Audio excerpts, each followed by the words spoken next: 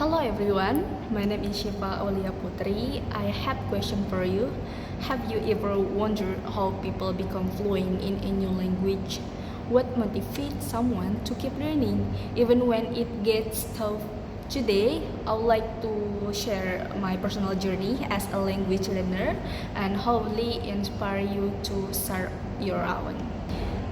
Language has always fascinated me, not just the words themselves, but the way they connect the people, cultures, and ideas. I find it amazing that a person living on one side of the world can communicate and build a relationship with someone from the other side simply by learning a new language. Over the past few years, learning language has become more than just a hobby. It has become a part of my daily life and personal growth. I've experienced ups and downs, moments of doubt, and also a breakthrough that felt truly rewarding. Today, let me take you through the steps, the mindset, and the little joys that have made my journey meaningful.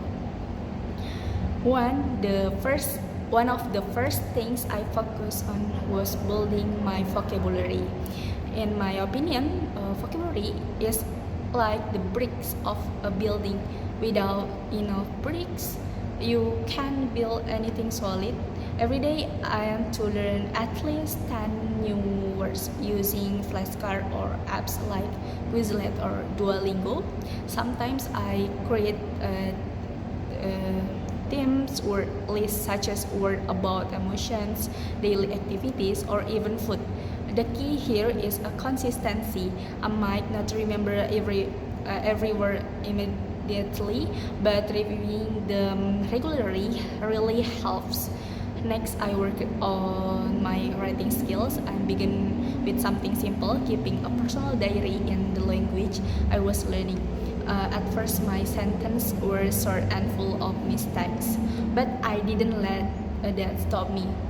Over time, add more detailed reflection and even create pages like short stories or letters to imaginary friends.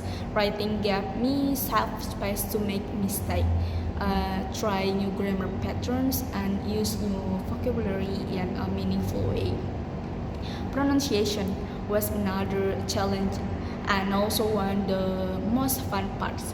I will often mimic native speakers by watching YouTube videos, repeating after them, and even recording myself to compare. Watching movies and listening to music helped me improve not just pronunciation but also intonation, rhythm, and even expression that don't usually appear in textbook. To improve grammar, I set a goal of doing online grammar quizzes 2 or 3 times a week. I focus on topics that confuse me like verb tense, preposition, and sentence structures. I find practicing grammar in short, frequent session is more effective than cramming everything in one day. I also discovered the power of speaking practice. Even if there's no one to talk to, sometimes I talk to myself in language I learning. For example, while cooking or walking, I describe what I'm doing to how I feel. It sounds silly, but it's helped me think directly in the language instead to translating in my head.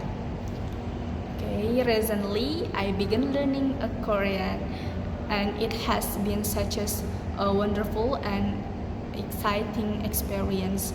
What drew me to the language was my deep interest in Korean cultures, like music, especially K-pop, the drama that are filled with emotion and live listen, and even simple things like Korean vlogs or recipe.